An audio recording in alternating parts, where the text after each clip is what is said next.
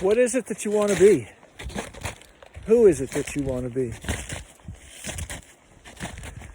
When we consider this, we often find that who we really would like to be, who we think we could be or should be, doesn't match our ego. It doesn't match who other people think we are. I know people feel that way about me, and probably it's a result of my ego of the past, interacting with people, formulating opinions, and honestly, my ego was not very well harmonized with who I wanted to be. The selfless, serving, helpful, kind, considerate person that I truly want to be, it really didn't harmonize with my ego and who my ego thought I should be, based on whatever thought processes and influences on my life by your parents and your friends, what school you went to, and what club you graduated from, and what degree you've earned, and where you are socioeconomically. Ultimately, none of that matters. None of that's really part of it. Here I am slogging up this big hill, and in order to get to the top, I got to keep on working. And once I get to the top, I'll go over that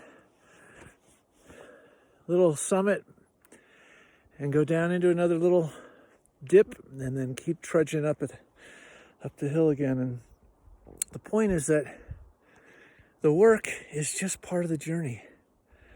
Don't think that you don't have to work in life. The sooner you learn that life is just one series of hills after another, the happier you'll be hiking up the hill.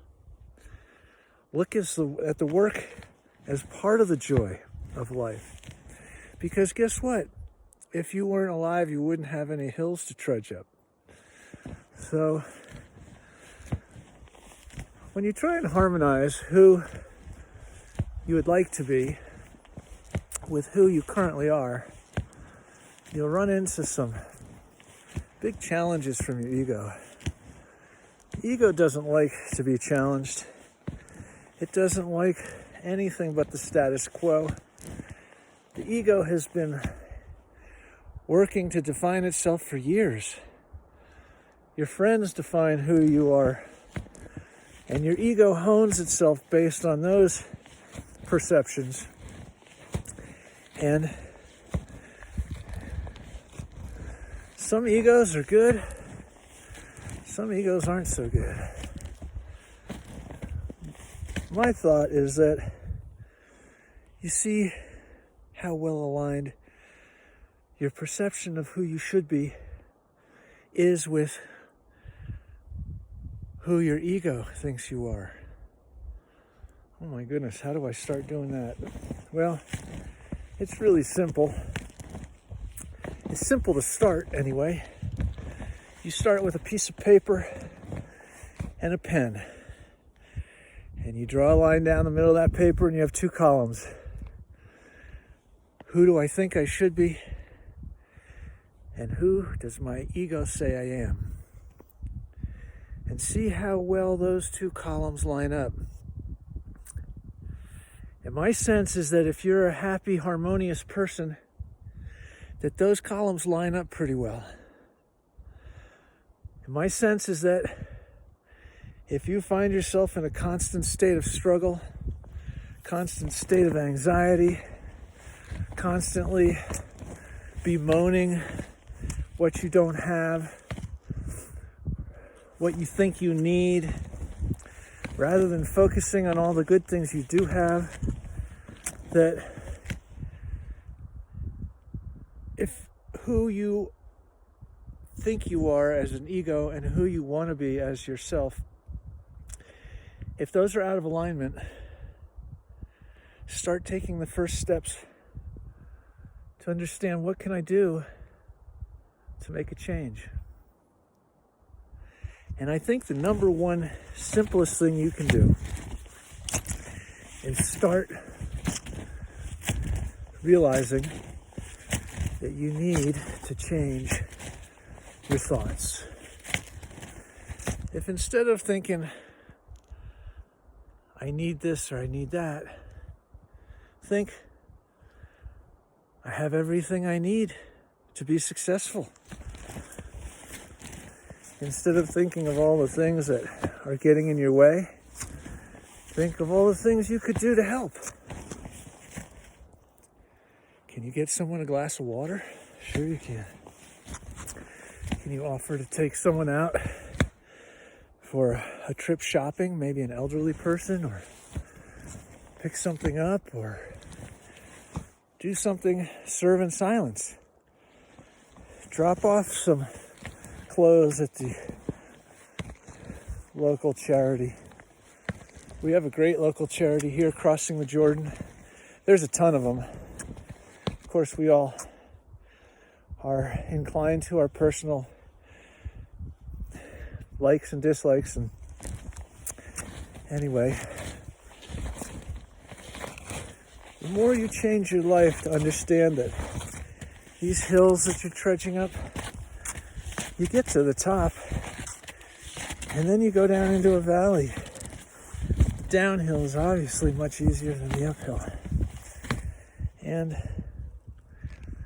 the Tao teaches that once the work is done, it's forgotten. Once you get to the top of this ridge or this rise, you've done the work. You don't need to stand at the top and gloat about it. You've already done that work. Keep going. So, if you've been listening to my videos, you've heard me say many times, start by changing 10 thoughts in your day. Just 10.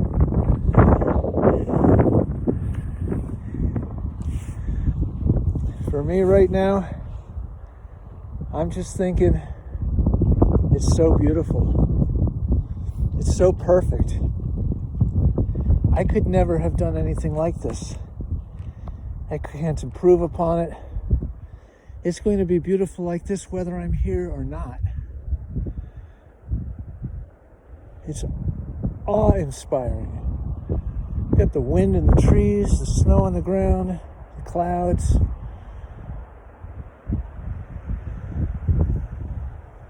It's awe-inspiring. So just in that few seconds, I hope I put some positive thoughts in your mind.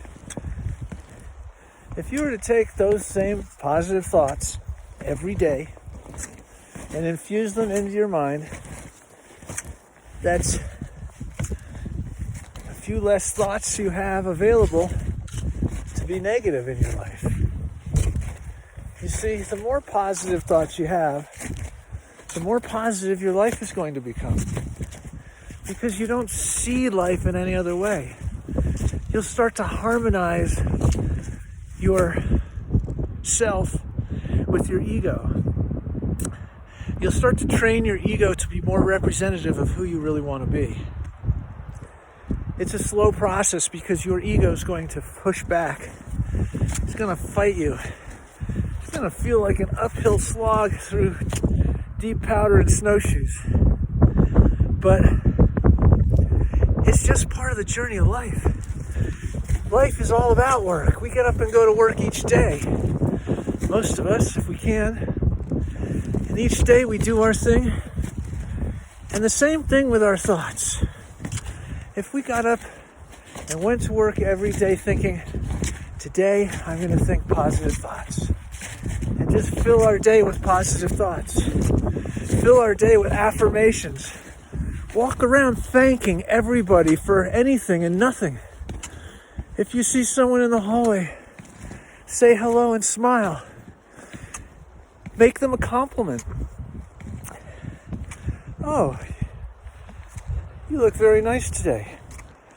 Or, oh, I like your sweater. Or anything you want to say. Just say something nice. Smile. If you focus on those things, start your day. Start your day. Come out of your house, look up at the sky, and just marvel at the wonder that's right in front of you. Whether it's raining or sunny or cloudy, snowing, just marvel at the moment. Start your day with a feeling of awe, of understanding your place in the universe is pretty doggone small, and knowing that your ego is going to fight you every step of the way until you get it to cooperate. Kind of like breaking a bucking bronco. Now, I've never broken a bronco. I don't even know how to ride a horse. But the concept is that you get this wild creature and somehow you lasso it. And then you try and get control over it to benefit you and your family. Anyway, taking an older position on taming animals, I guess probably for some this is, but your mind is like a bucking bronco. Your mind wants to go where it wants. It wants to be who it wants. It wants to think what it wants. It wants to tell you how to criticize this and ridicule that. Beat yourself up over this. Condemn yourself over that. I wouldn't call that a friend. I'd call that a challenge. The challenge being, start working every day from your conscious mind. The mind of who you would see yourself as if you were the perfect iteration of you. Start to harmonize that with your ego. Make a list. Write it down. Add to it. Subtract from it. The list will change over time. They talk about the morning of your life, and they talk about the evening of your life. And what's important to us in the morning of our life is not important, and it might even seem like a lie in the evening of our lives. So most of us have been trudging uphill, feeling like the trudge is a punishment. If we were to simply reframe that into the trudge uphill is just an opportunity in life to see things in a positive way. I'm almost there. When I get there, I'll have accomplished all this distance. I'll be that much stronger. I'll be in that much better shape. I'll be ready for a good dinner tonight. Let's see what the view looks like from up here. It must be gorgeous. I just need to keep working to the next ridge to see what lies beyond. That's the way to approach it. One day at a time. Tell yourself, I'm not going to think this way anymore. I just want to have different thoughts in my brain. And start listening. Not to yourself. Listen to other people. Listen to positive messages every day. Every day. More and more. Every free minute. And my brothers and sisters, we're all one. We're all one under the same principle. So, take the time. Be still. Forgive yourself. Show yourself that compassion that you would show to a little animal in need. if you can give yourself that same compassion, then you'll find room to grow. You'll find room for a change in your thoughts. And once that starts happening, your whole life will change. Thanks again for joining me.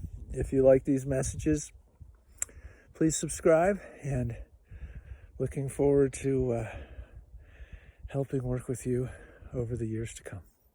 Namaste.